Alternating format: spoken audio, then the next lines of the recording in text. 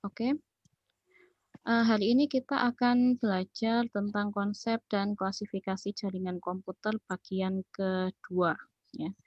Kalau kita hitung ini adalah pertemuan ketiga di semester genap yang kita akan mulai belajar jaringan komputer ya di semester genap.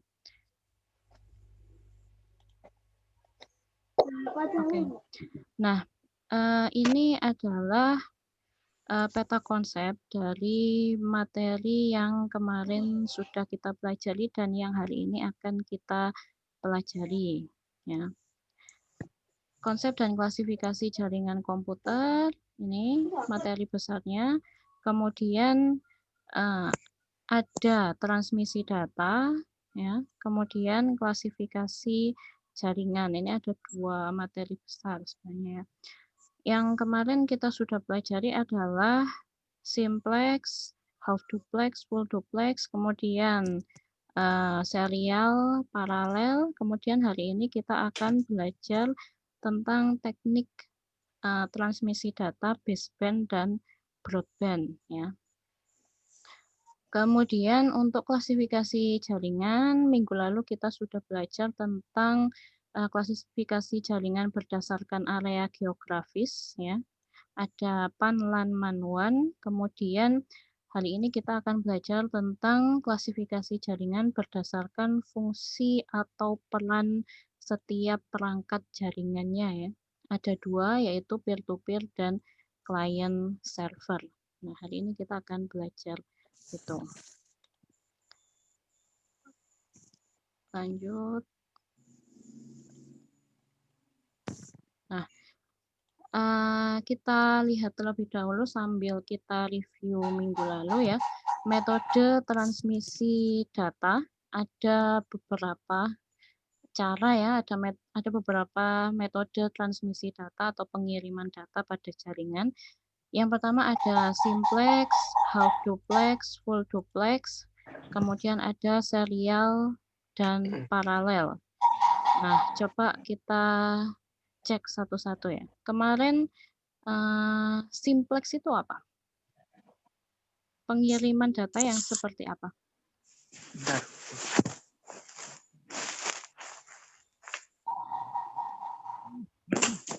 Simplex. Contohnya kayak gimana simplex itu? Simplex itu yang cuma satu peran itu, Bu. Ya, satu peran ya, satu peran. Jadi perangkat yang hanya bisa berperan sebagai transmitter saja atau receiver saja. Contohnya kayak apa? Radio. Ya, radio ya, pesawat radio itu. Kemudian apalagi televisi ya. Jadi kalau pesawat, radio, dan televisi yang ada di rumah kita itu perannya adalah sebagai receiver saja. Dia menerima data saja. Tidak bisa kita mengirim data melalui televisi kita ya. Televisi analog itu ya. Beda lagi kalau televisi yang internet ya, smart TV itu udah beda lagi. Kemudian ada half duplex. Kalau half duplex itu seperti apa?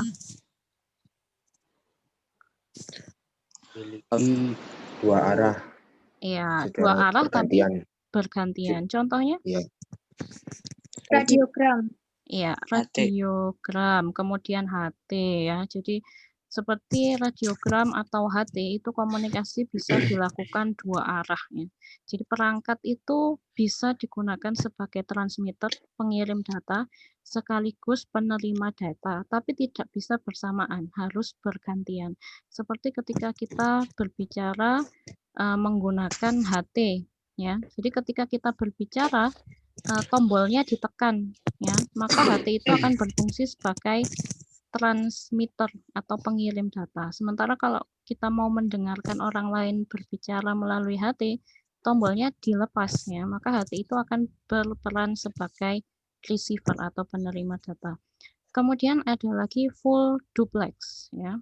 Kalau full duplex berarti komunikasi dua arah secara simultan atau bersamaan ya. Jadi seperti kita sekarang ini kita sedang video conference ya, 2 arah ini. Saya perangkat yang ada pada saya, laptop saya ini ya, menjadi transmitter sekaligus receiver. Saya bisa mengirim data, ya ini saya berbicara ya, suara saya ini saya kirim ke kamu ya.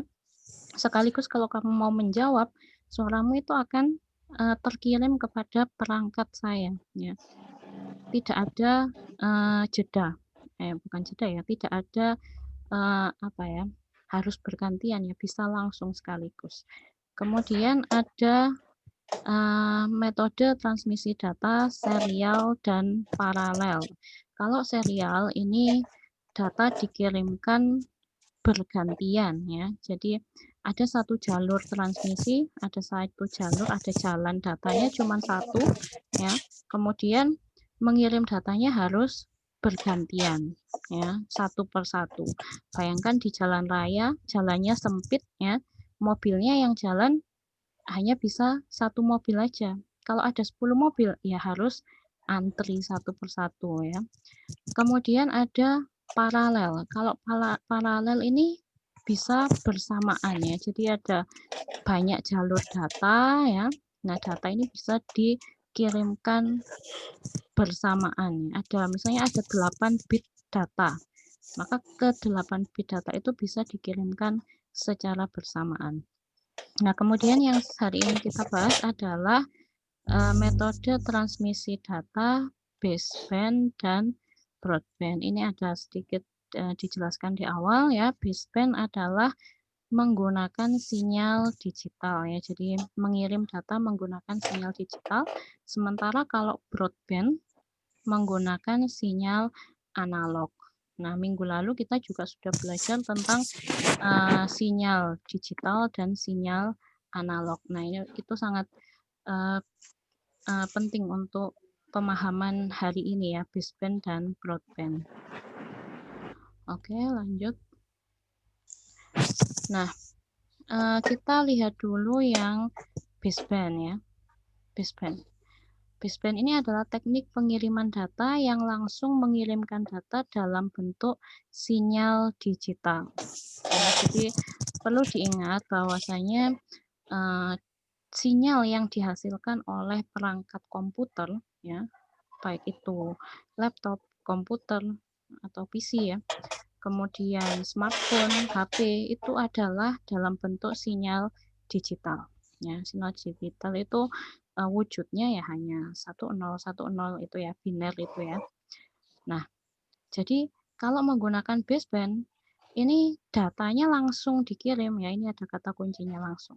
Langsung dikirim dalam bentuk sinyal digital itu sendiri ya. Jadi kalau mau ngirim data menggunakan baseband dari komputer ke komputer, dari laptop ke laptop, maka datanya ini masih dalam bentuk digital biner 01011010 seperti itu ya, tidak diubah, tidak dikonversi menjadi sinyal yang lain ya. Nah, akibatnya apa kalau sinyal digital ya, coba nanti dibuka-buka lagi catatannya yang kemarin.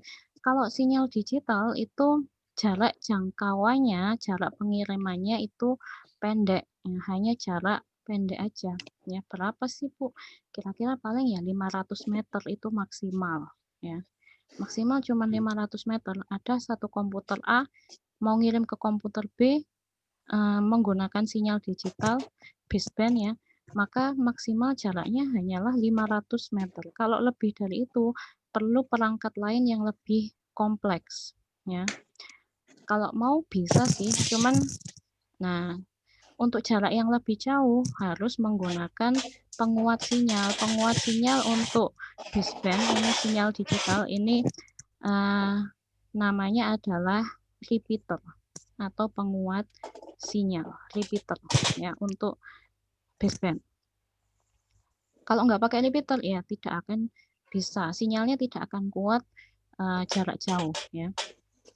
Kemudian baseband karakteristiknya ini juga pengiriman data hanya satu aliran saja, atau dalam bahasa Inggris istilahnya adalah single data stream seperti ini ya.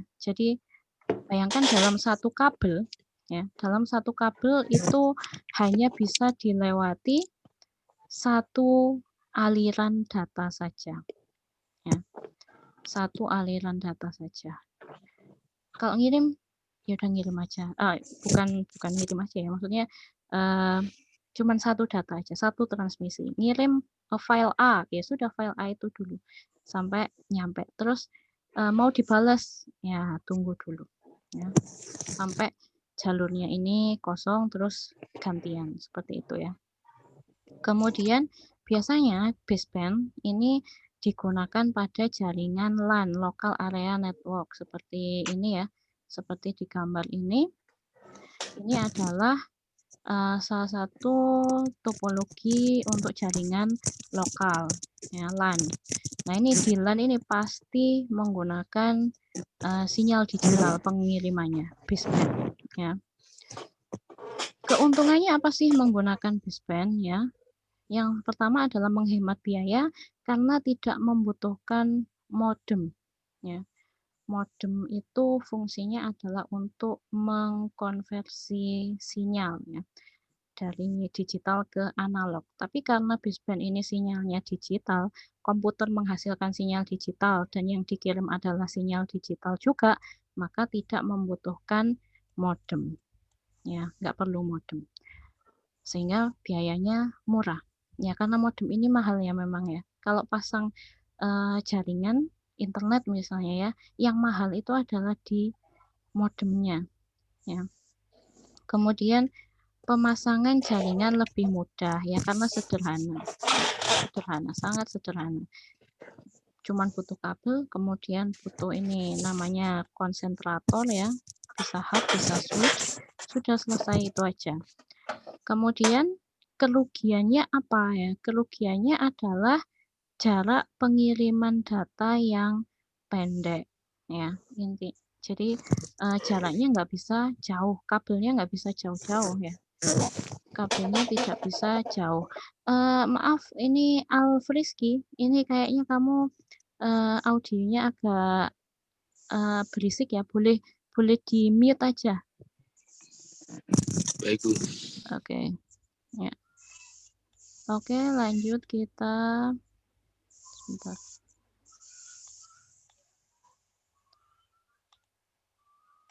Oke, lanjut. Kerugiannya itu tadi ya, jarak pengiriman data yang pendek. Maksimal 500 meter, tapi kalau 500 meter pun itu sudah jauh ya. Jadi sinyalnya tidak maksimal. Membutuhkan perangkat tambahan lagi. Yang tadi namanya adalah repeater. Kalau repeater ya butuh pengadaan repeater ya butuh dana lagi ya. Itu baseband. Kemudian lanjut kita ke broadband. Ya. Broadband ini data digital akan dikonversi dalam sinyal analog. Ya, jadi komputer tadi menghasilkan sinyal digital, ya, data digital. Nah, broadband ini mengirimkan data dalam bentuk sinyal analog. Jadi data digital itu akan dikonversi terlebih dahulu menjadi data analog atau sinyal analog ya. Kemudian baru dikirimkan. Nah, karena ada konversi ini, ada aktivitas konversi, maka dibutuhkan perangkat tambahan yaitu modem. Ya, modem. Modem ini sangat penting untuk kita akses internet ya. Jadi kalau nggak pakai modem ya nggak bisa connect internet ya. Kayak misal kita mau akses internet melalui HP kita ya, maka sebenarnya HP kita itu sudah di dalamnya ada perangkat modemnya. Kemudian kalau kita pasang internet ya di rumah, maka pasti diberi modem. Nah, dari situ kita bisa menyimpulkan ya, oh berarti kalau sinyalnya internet itu sinyalnya analog ya pasti. Berarti teknik pengiriman datanya broadband ya. Nah, teknik pengiriman data broadband ini jarak jangkauannya lebih jauh dibandingkan baseband. Jauh ya, jauh sekali bedanya ya. Kalau Kalau broadband ini bisa sampai jauh sekali berkilo-kilometer ya. Jadi kalau kita pasang internet ya, dari ISP-nya, kantor ISP-nya ke rumah kita itu sudah berapa kilometer itu ya. Itu pasti menggunakan broadband. Ya, oleh karena itu di rumah kita pasti ada modem kalau kita pasang internet. Kemudian kita juga HP misalnya ya, mengakses internet melalui HP. Nah, towernya di mana? Tower provider data kita ya. Sampai ke HP kita itu berapa kilometer. Nah, itu pasti menggunakan broadband juga. Nah, sinyalnya pasti sinyal analog ya. Pasti ada aktivitas konversi data di situ. Nah, sinyal broadband ini juga bisa dikuatkan ya, karena bagaimanapun yang namanya sinyal itu pasti ada, kalau terlalu jauh ya, pasti akan semakin lemah ya. Perlu dikuatkan juga kalau memang sudah jauh ya. Nama penguat sinyalnya adalah amplifier ya. Dikuatkan lagi sinyalnya menggunakan amplifier, bukan repeater ya. Kemudian broadband ini karakteristiknya juga dapat mengirimkan beberapa aliran data sekaligus atau multiple data streamline ya. Jadi coba lihat ini ada satu kabel ya. Ada satu kabel. Kemudian bayangkan di dalam kabel itu bisa dikirimi banyak aliran data sekaligus ya. Nah, dari situ kita bisa lihat, oh berarti pasti kecepatannya juga tinggi ya. Kemudian nah biasanya broadband ini digunakan pada jaringan WAN ya, wide area network atau internet ya. Pasti broadband itu, kalau internet nggak pakai broadband itu nggak mungkin ya, sekarang tidak mungkin itu. Jadi di jaringan yang luas ya, di jaringan yang secara geografis itu luas sekali pasti menggunakan broadband. Atau jaringan telepon ya. Jadi jaringan telepon itu juga broadband ya, karena hampir mirip dengan data yang dikirim itu mirip dengan internet ya, atau jaringan komputer ya. Jadi makanya kenapa kok provider-provider telepon itu juga melayani layanan data atau jaringan internet ya. Karena memang salurannya sama, kabelnya sama ya. Jadi mereka bisa melayani data komputer ya, internet dan juga telepon sama soalnya. Kemudian kita lihat keuntungannya penggunaan broadband, jangkauan lebih luas pasti karena sinyal yang dikirimkan analog ya. Kemudian transmisi data kapasitas besar, karena lihat dalam satu jalur ini bisa dikirimkan banyak transmisi sekaligus ya. Kemudian kerugiannya adalah pemasangan jaringan cukup rumit ya karena banyak perangkat yang terlibat dalam pembangunan jaringan broadband. Perangkatnya mahal, kemudian untuk membentangkan kabel dari satu tempat ke tempat lain juga rumit ya, butuh berapa kilo kabel, kemudian butuh tower, butuh perangkat-perangkat tambahan yang lain. Ya, kemudian perangkatnya lebih mahal. Ya, memang ya. Kemudian ya paling nggak kita lihat ini aja lah. Oh, harus ada modem itu harganya berapa ya? Minimal 200.000, 300.000 ya kalau sekarang. Itu. Nah, kita lihat ini gambar contohnya ya. Contoh penerapan broadband ya. Ini pasti di sini ya. Segini ini pasti broadband ya. Karena ini kan menghubungkan satu tempat ke tempat yang lain yang jaraknya jauh ya. Ini pasti yang di sini ini pasti sinyalnya sinyal analog ya. Ini pasti menggunakan metode pengiriman data broadband. Nah, baru yang di sini ini bisa baseband ya. Ini bisa menggunakan data digital ya. Nanti kita jelaskan lebih lanjut lagi. Oke. Nah, ini ya contohnya. Ini sih perbedaan antara broadband dan baseband ya. Jadi sebenarnya kalau jaringan yang biasa kita gunakan itu tidak tidak hanya satu jenis saja ya. Oh, nggak hanya baseband aja, oh nggak hanya broadband aja. Kalau kita sudah mengakses jaringan yang luas, contohnya internet misalnya ya, maka pasti hybrid ya. Jadi gabungan. Di sini ada broadband, yang di sini ada baseband. Yang ini datanya analog ya, dari tower atau dari tiang ya, dari tiang telepon. Kalau kita langganan internet ya, kita pasti dikasih kabel ya. Kabelnya membentang dari tiang yang ada di luar rumah, itu tiang telepon. Kemudian ditarik masuk ke modem ya. Masuk ke modem, ada modem wireless, ada modem yang menggunakan kabel, tapi kalau sekarang ya hampir semua wireless ya. Masuk ke modem, kemudian nah dari modem itu barulah datanya adalah data digital atau baseband ya. Jadi kalau ini gambaran di rumah kita misalnya ya.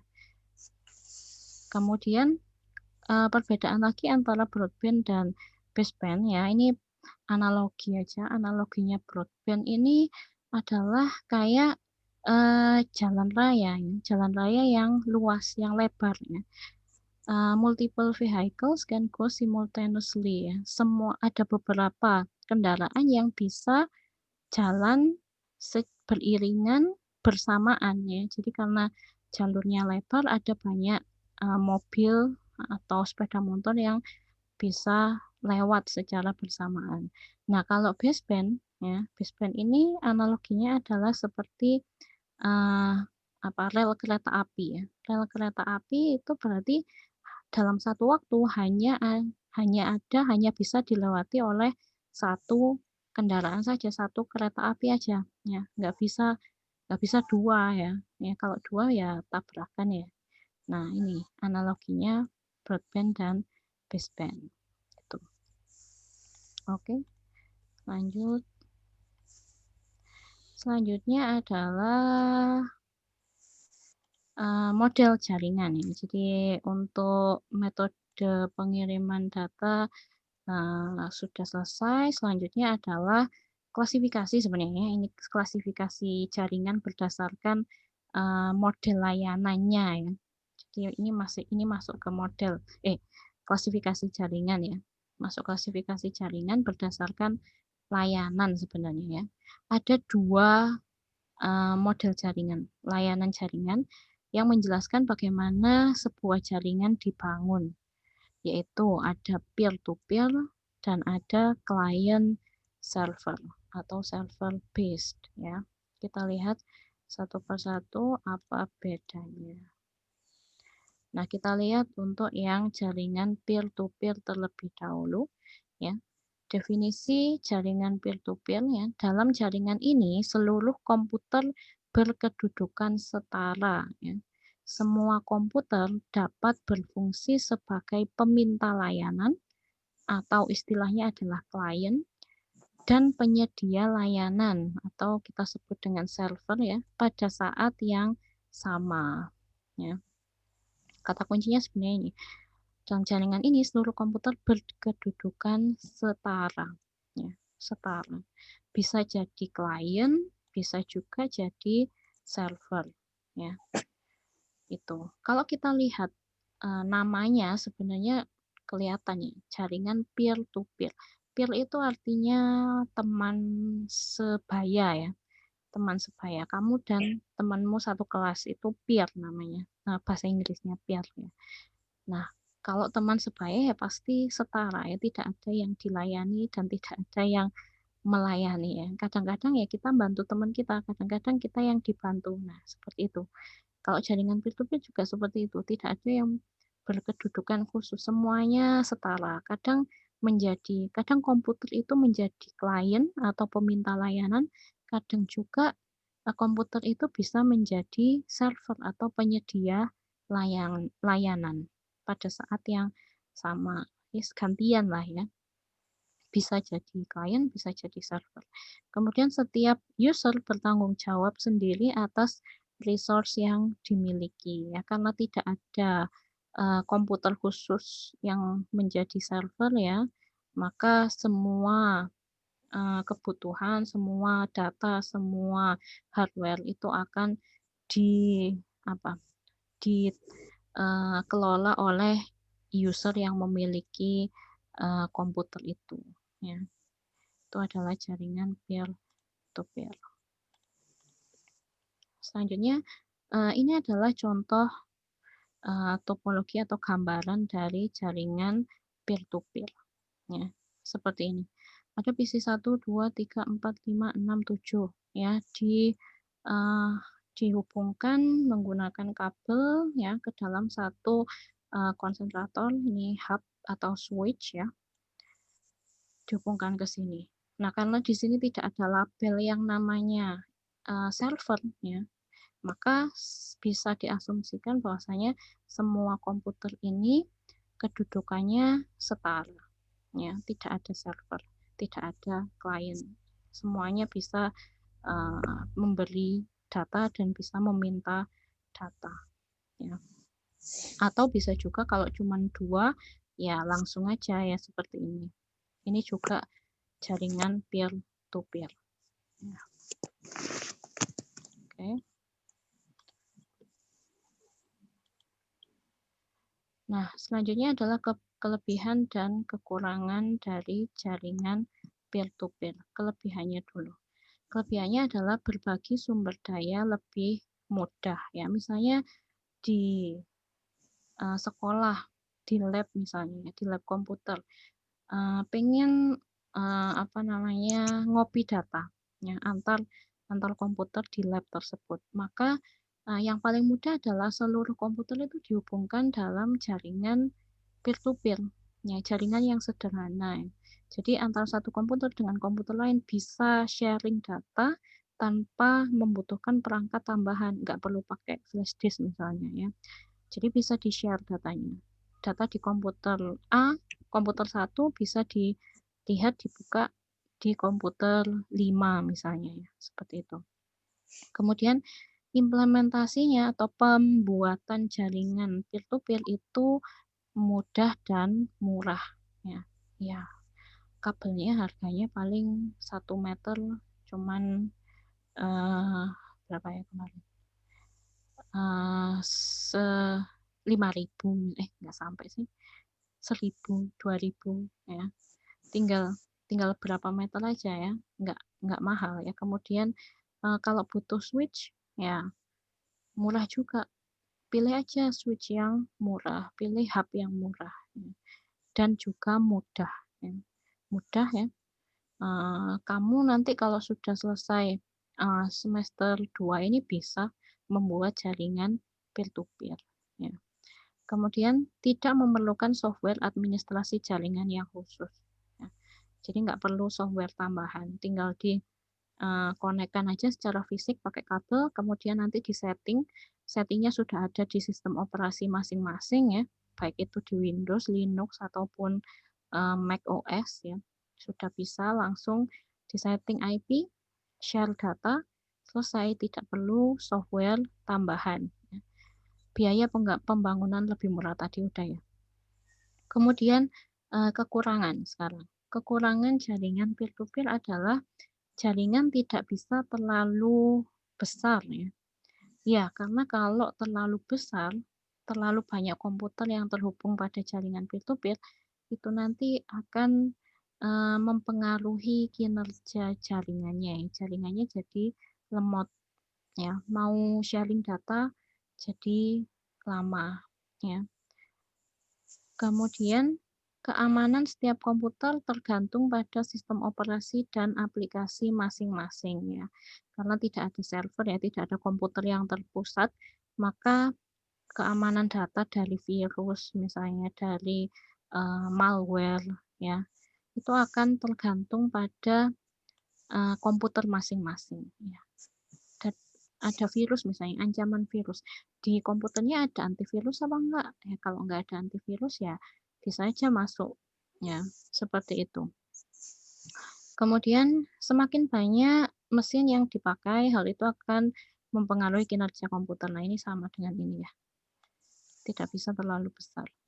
Kemudian masalah jaringan dapat terjadi pada masing-masing komputer. Ya, jadi kalau ada jaringan yang ada masalah jaringan, nggak connect atau tidak bisa dihubungi, komputer 5 tidak bisa dihubungi, oh ya berarti masalahnya ada di komputer itu sendiri ya. Karena tidak ada yang terpusat. Jadi ya masalah jaringan ini ada di komputernya masing-masing. Jadi kalau ada masalah, ada error ya, yang diperiksa adalah satu persatu dari komputer tersebut. Oke. Lanjut. Selanjutnya adalah jaringan client server. Jaringan client server. Nah, dari sini udah kelihatan bedanya. Yang satu peer-to-peer, yang satu namanya client server. Berarti di jaringan ini ada satu atau beberapa ya, lebih dari satu juga bisa, komputer khusus ya, yang berfungsi sebagai pusat pelayanan atau kita sebut dengan server, dari kata serve ya, melayani. Server adalah pelayan berarti. Yang melayani komputer yang lain ya. Komputer yang lain ini mereka ya fungsinya hanya meminta layanan atau klien namanya. Berarti di dalam jaringan client server itu pasti ada komputer khusus ya yang fungsinya adalah sebagai pelayan atau memberikan layanan ya, namanya adalah server. Oke. Nah, jaringan client server gambarnya kayak gimana? Seperti ini ya. Jaringan client server itu sebenarnya hampir sama sebenarnya dengan jaringan peer-to-peer, hanya saja ya, kalau dari gambarnya ya, hanya saja pasti kalau di jaringan client server itu harus ada satu komputer khusus ya, satu perangkat khusus yang ditulisi sebagai server, yang berfungsi sebagai server, dan harus ada tulisannya ya. Kalau di gambar yang namanya jaringan client server itu pasti ada servernya, ada tulisan servernya pasti itu. Kalau nggak ada ya berarti bukan client server. Ya, ini ya. Ini ada satu komputer khusus yang dia berfungsi sebagai server. Sementara yang lain ini adalah klien. Ini kalau di gambar ini kliennya bermacam-macam ya. Ada komputer, ada tablet, ada laptop, ada HP. Tapi sebenarnya komputer aja juga klien ya. Semuanya komputer juga klien, semuanya laptop juga klien. Ini bukan masalah perangkatnya ya, tapi lebih ke masalah kalau jaringan client server, kalau mau digambarkan harus ada ini komputer khusus yang diberi label sebagai server, atau paling tidak ada gambar server. Kalau di gambar ya, kalau di dunia jaringan itu gambar server kayak gini.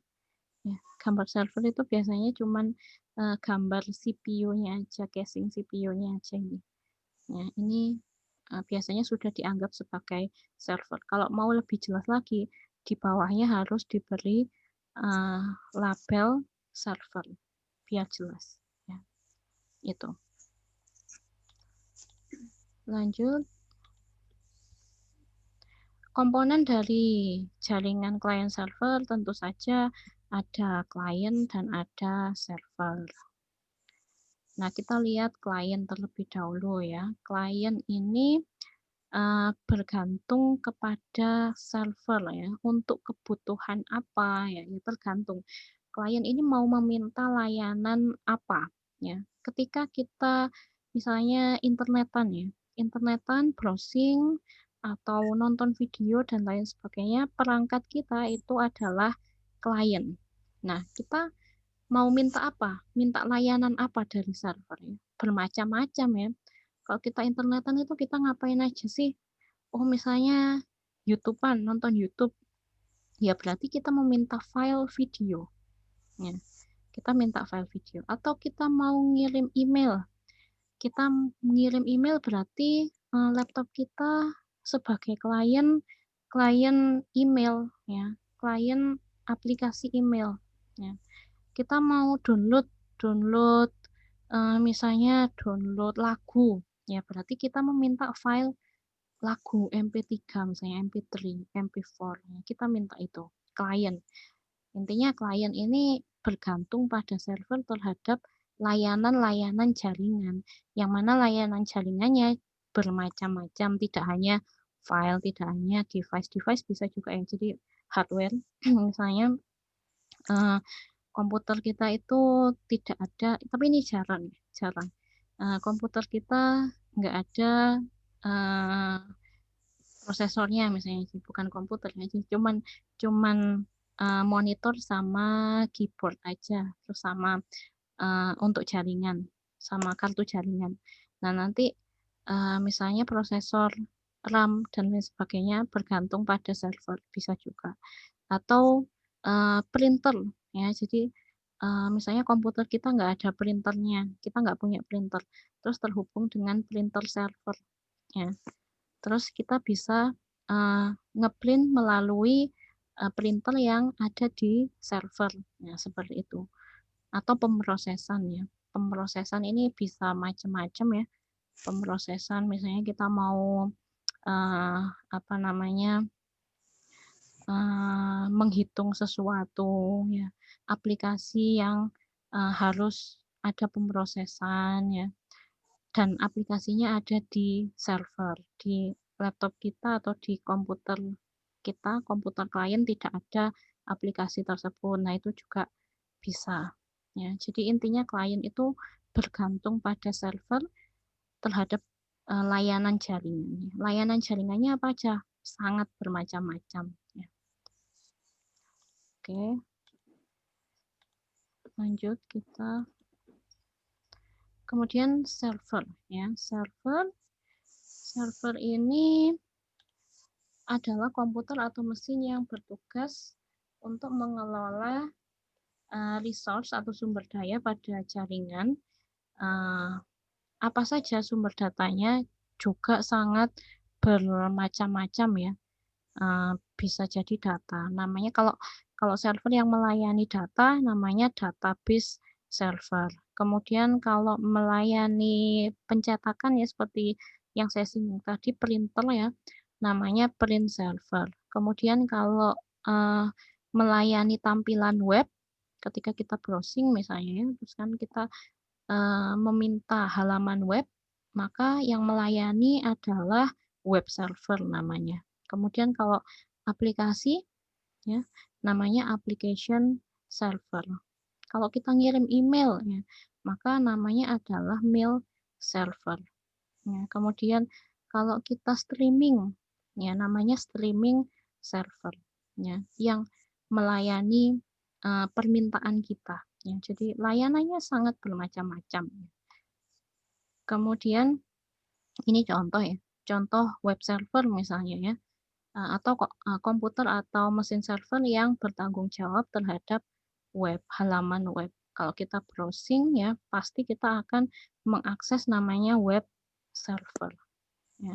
Di web server itu tersimpan berbagai macam halaman web. Ya, kita mau ngeklik home, yang muncul adalah halaman home. Kita ngeklik misalnya profil, yang muncul adalah halaman profil. Yang menyediakan itu adalah web server, satu komputer khusus ya, yang melayani tampilan halaman web itu dan lain sebagainya, bermacam-macam layanan ya yang bisa diberikan oleh server, tergantung servernya di setting seperti apa ya. Tuh.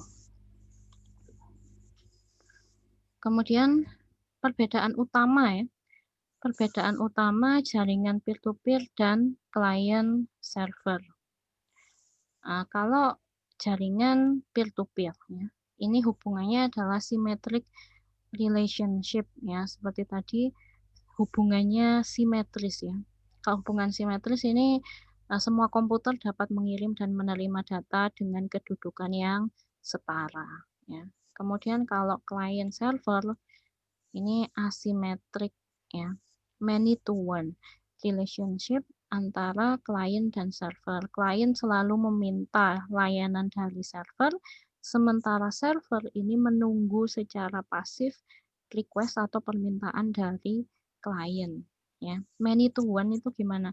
Biasanya kalau many to one itu kliennya banyak, servernya cuman satu, cuman sedikit, ya cuman satu lah ya. Berarti satu server itu bisa melayani banyak klien.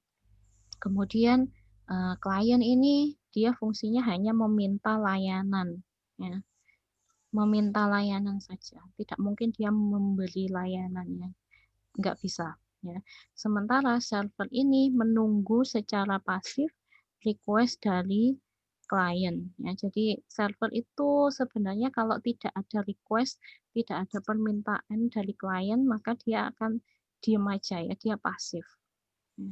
Baru ketika ada permintaan, misal dari klien, maka nanti server akan memberikan layanan. Misal, misal apa ya? Misal kita mau nonton YouTube ya, kalau tidak ada orang yang akses YouTube ya server YouTube itu akan nganggur ya, nggak ngapa-ngapain. Tapi kalau baru ada yang request, oh mau nonton video ini, mau nonton video ini, dia baru akan melayani, seperti itu. Oke, kita sudah sampai ke simpulan ya. Simpulan tadi ini yang penting-penting aja, baseband adalah teknik pengiriman data yang langsung mengirimkan data dalam bentuk sinyal digital ya. Sebenarnya karakteristik dari baseband dan broadband ini sangat tergantung dengan karakteristik sinyalnya ya. Sinyal digital itu kayak gimana karakteristiknya, ya itulah baseband ya. Kalau broadband mengirimkannya dalam bentuk sinyal analog. Nah, sinyal analog ini karakteristiknya gimana? Nah, yaitulah broadband ya. Seperti misalnya sinyal digital itu apa namanya energi listriknya ya itu rendah, energi yang dibutuhkan rendah, powernya rendah ya, berarti baseband itu juga alat-alat yang digunakan di teknik pengiriman data baseband itu juga voltasenya rendah juga ya. Kalau broadband, oh sinyal analog itu membutuhkan tegangan yang tinggi ya, maka berarti perangkat-perangkat yang digunakan di jaringan broadband juga tegangannya tinggi ya, seperti itu. Kemudian model layanan jaringan tadi ada peer-to-peer ya. Peer-to-peer ini seluruh komputer berkedudukan setara, tidak ada komputer yang secara khusus menjadi server atau klien. Ya. Ini bisa bergantian kedudukannya. Kemudian kalau client server kebalikannya, ya. Kalau client server ini pasti ada komputer yang bertindak sebagai server dan ada komputer lain yang bertindak sebagai klien. Itu ya. Itu yang bisa saya sampaikan hari ini untuk materi kita ya. Silahkan apabila ada pertanyaan boleh diajukan langsung ya. Silakan kalau ada pertanyaan.